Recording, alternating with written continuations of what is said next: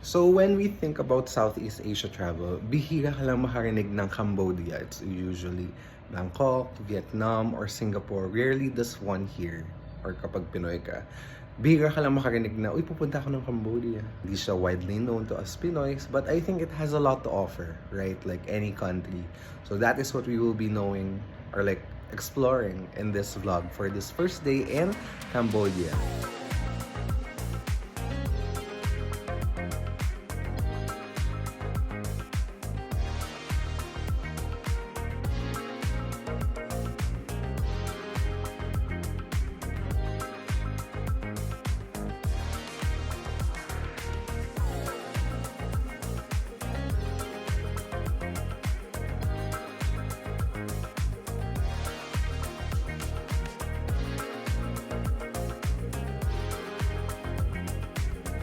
So I'm currently in Phnom Penh.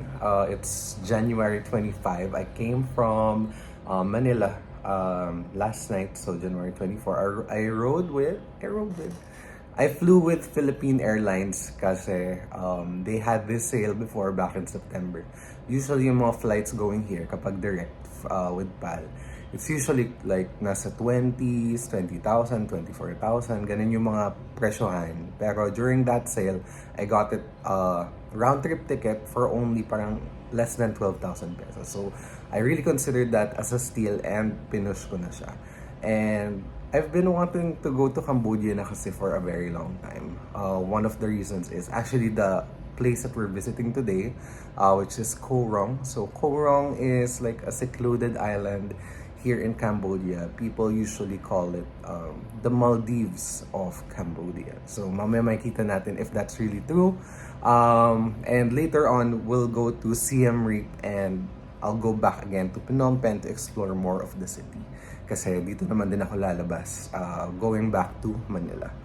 So one of the things na gusto ko talagang alamin are yung basic Khmer phrases. Kung paano mag-thank you, paano ko mag-hello.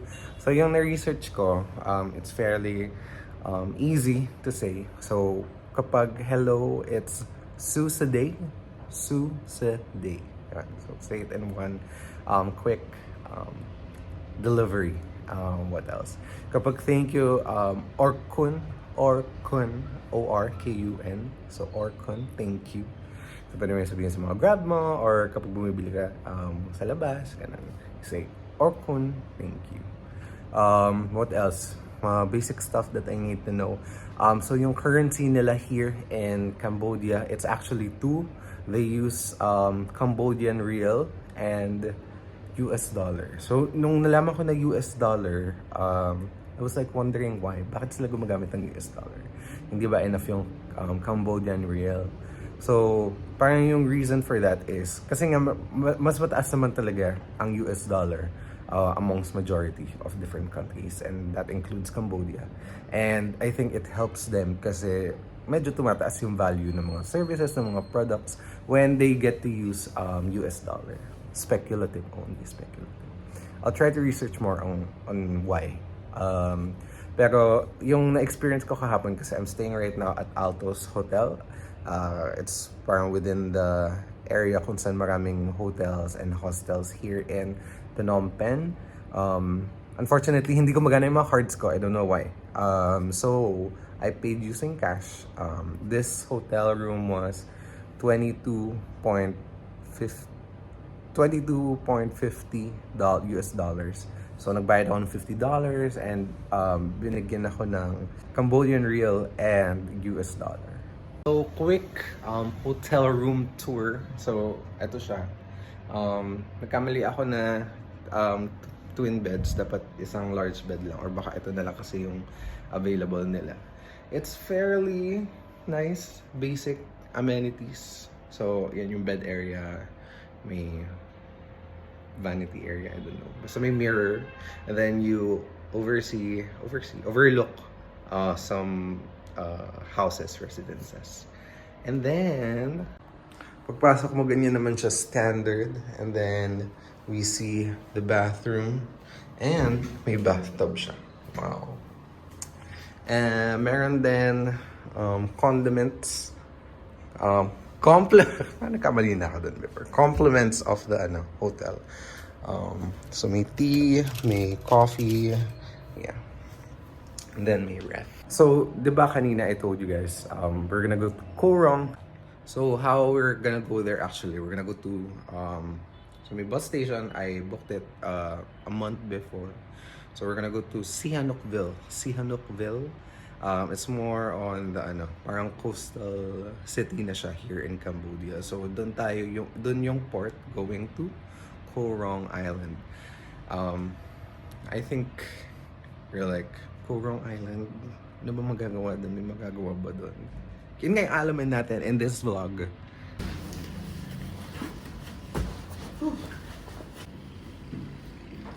Siyempre, hindi ko kakalimutan yung phone ko, di ba?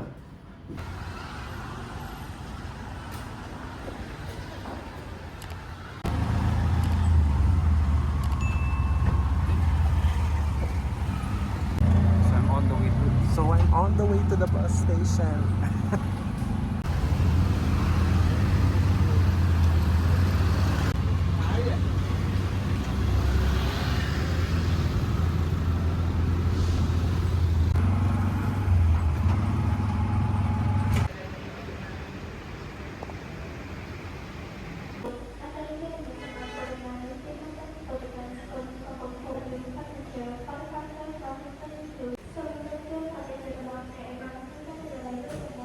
So we're here at Viriac Buntam Express. So para siyang nakita ko siya sa another vlog and nakapunta sila sa iba't ibang lugar here in Cambodia. May Phnom Penh, Siem Reap, Sihanoukville, ano pa ba yung mga famous areas? Kampot, Battambang, yan other places pa to visit here in Cambodia. Pero wala lang akong time, honestly, to fit everything in 1 week. One eternity later.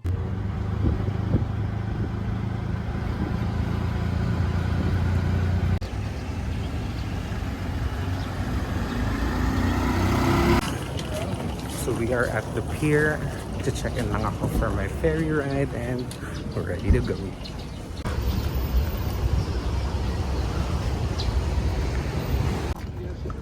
So I think yun yung boat that we're gonna ride. The GTVC speedboat.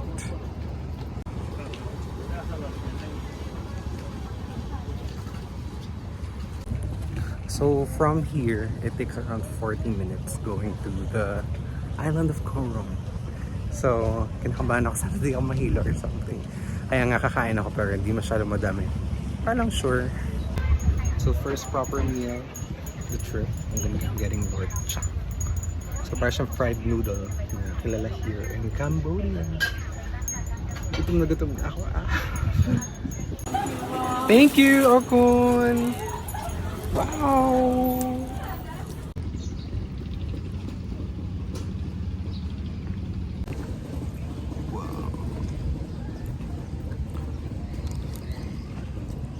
Hindi siya parang pad thai eh. Para lang siyang stir-fried noodles. As you can put beef, pork, chicken, I think may fish, or not sure. And then it comes with an egg. Looks so good. Binigyan ako ng mga sauce pero sobrang anghang, hindi ko kaya.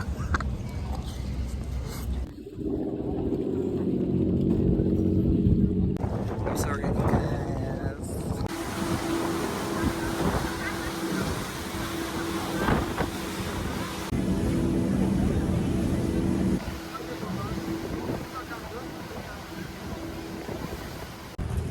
We're here. So we are here in Korong Island after around 40 minutes. Habang na din. Ready na ako mag-swim. So, first impressions, walang matataas na buildings at all. Puro ganyan lang. And I think may certain charm with that, right? Hiningal akong bigat ng bag eh. 11 kg. Tapos may ganito pa. Just like 7. Pero buti na malapit lang yung hostel that I'm staying at. So I'm staying at Mad Monkey again. Ba't ba? Mataas yung ratings eh, and I think pasaya naman yung activities and all that.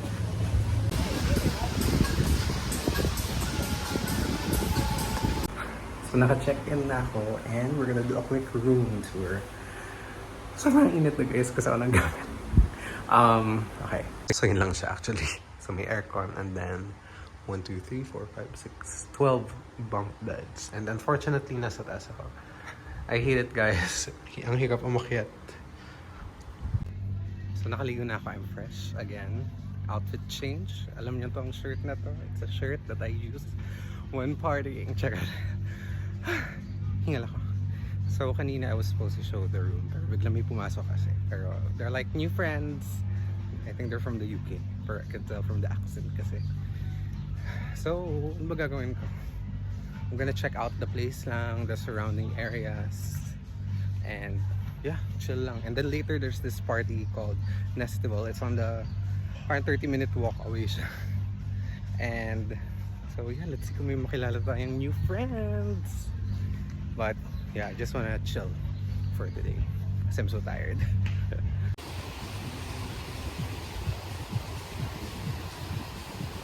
So we're currently at the Longset Beach. So directly nasa harap siya ng Mad Monkey Hostel. So right now I think low tide. You can see low tide. So baka mamaya mas tumaas pa yan. And ang linaw ng water. Medyo na I'm shocked.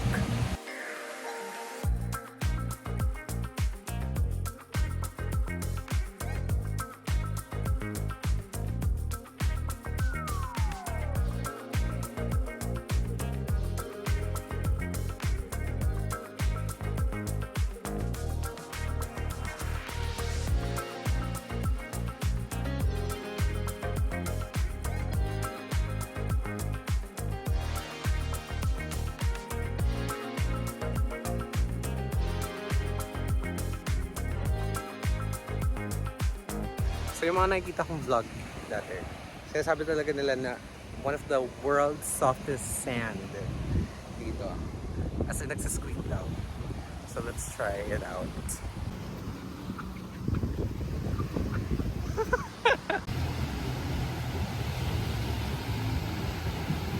So we're in an area called naman, oh my gosh, I forgot ano yung tawag.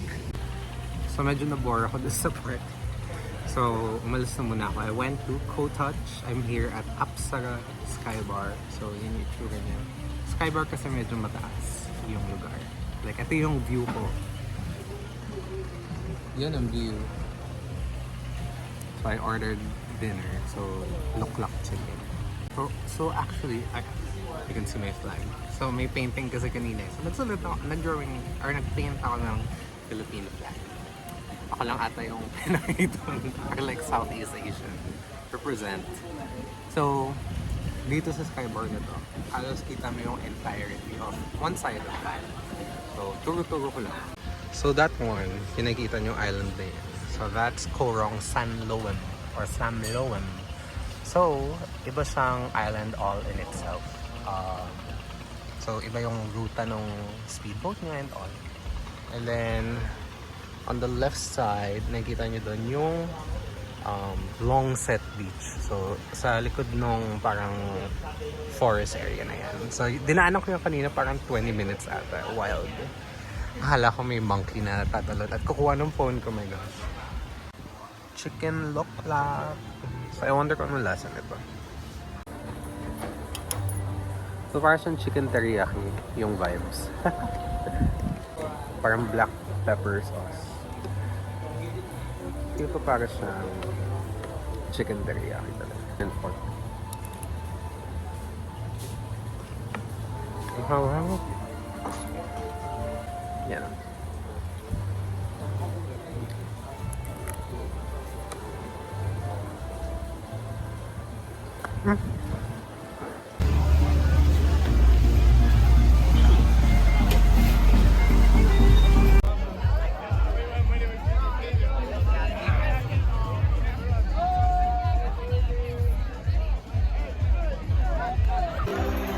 Back na naman for like a third time today, and grabe, puro electro lang talaga, walang nag-play na Crazy in Love by Beyonce and all. I'm so warm!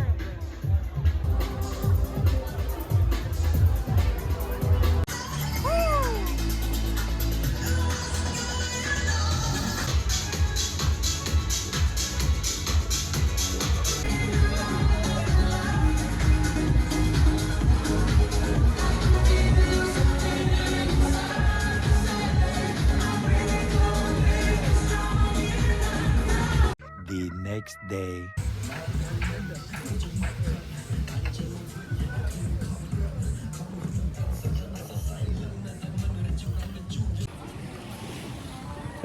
Ulit pala ng salamin na to.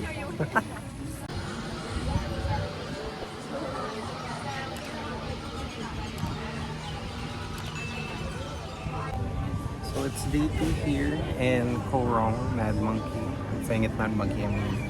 So nag-swimming ako kanina. Di ko lang na-film pero like the vibe was so chill.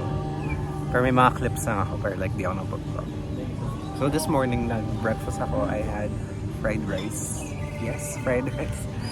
Kasi ano, sarap pala ng kanin nila here. So yeah, actually sa sobrang remote and secluded nitong lugar na to, it's practically wala masyado nagagawa, honestly. I can go around the island pero sobrang laki kasi I have to rent a motorbike pa. So that is so dagdag expense pa siya. So $10 a day. So parang medyo pricey. 500 a day sis. In comparison, when we were in Gilitid kami ni Dana, we paid for 120 pesos, parang 120 pesos for bikes a day. So, yeah. So, medyo mahal lang. I guess kasi nga, medyo in demand, and it's the only way to go around the island. Yeah. But, yeah, yung stay ko here was kakamali ako grammars. So yung stay ko so far here is very chill, very relaxed. Pero medyo gusto ko na mag-explore ng mga temples. Gusto ko nang bumalik sa mainland. But yeah, enjoy ko lang muna yung chill vibe here. What else can I say about this place? Oh yeah, yung Nestival kahapon. So yung Nestival, it's a Saturday annual thing. Here, ginagawa siya sa Korong. It's hosted by the Nest Hostel. So it's on the other side of Longset Beach. It takes around 20-25 minutes of walk. And since remote nga siya, kapag gabi, medyo walang ilaw. So I have to turn on my flashlight while going from one point to another. And I forgot, hindi ko pa pala na tutur ng maayos yung lugar na to. So, this is yung parang recreational area. So, pwede ka mag-volleyball dyan. And then, mga private cabins are there, mga cabanas. And then, when you go inside pa, nandun yung mga dorms.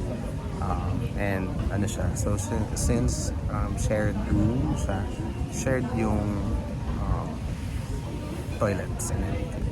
Medyo malinis naman. Pero one thing napansin ko here is medyo rusty colored yung water. Sinabi naman, aware naman yung mga folks here on what the color of the water is. So, sabi naman nila it's just because of the rich iron here in the island. So, diba, I keep raving on the yung softness ng sand. I mean, look at it kasi. Sobrang lambot. As in, parang siyang powder na di mo maintindihan na parang confectionery sugar. So rustic and local. I love it. So I'm at the Barracuda restaurant here sa other side of the Longset Beach in Korong. And the owners were so nice. Sabi nila, if ko lang daw pera ko, bibigyan naman, pwede naman daw bumalik or like ililibre na lang daw nila ako. Pero may pambayad naman ako.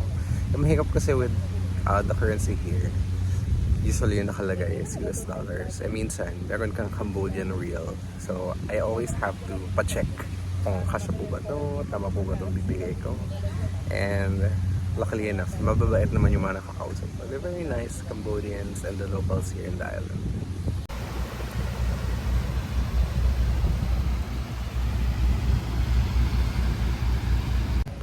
So I ordered yung fish that ate Nemo's parents.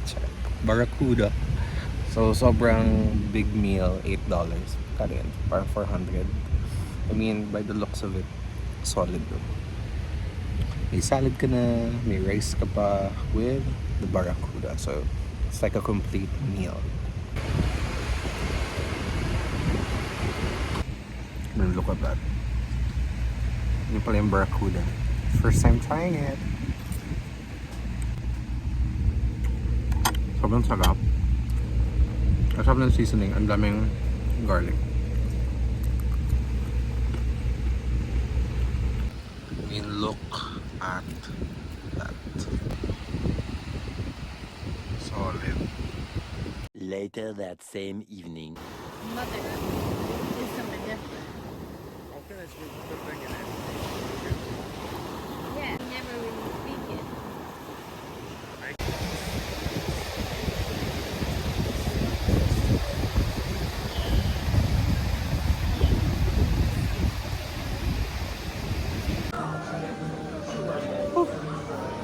Coconut!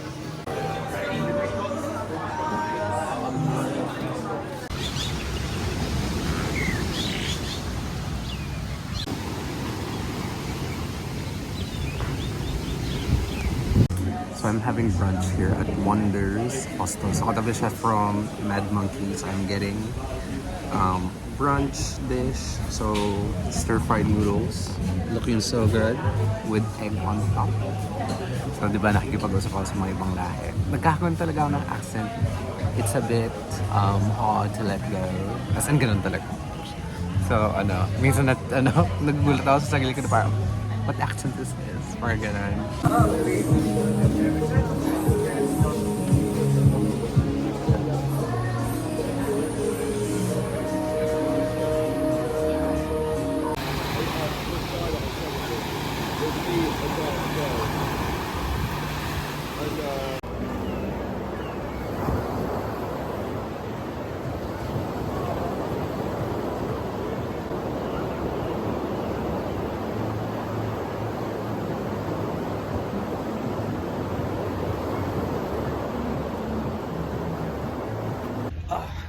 So we're here na sa may Longset Beach ulit sa may pier.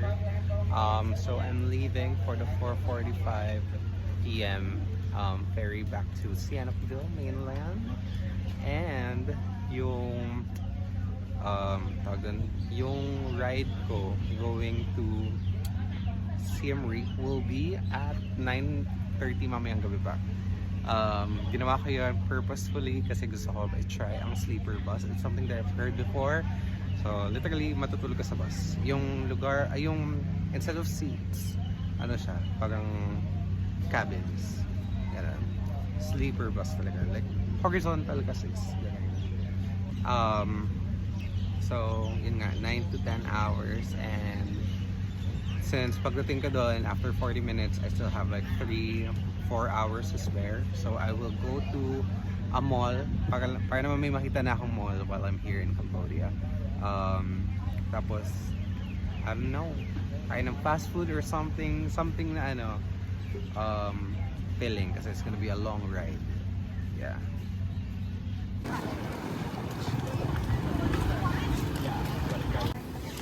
Another thing that I love, the dogs. Hi!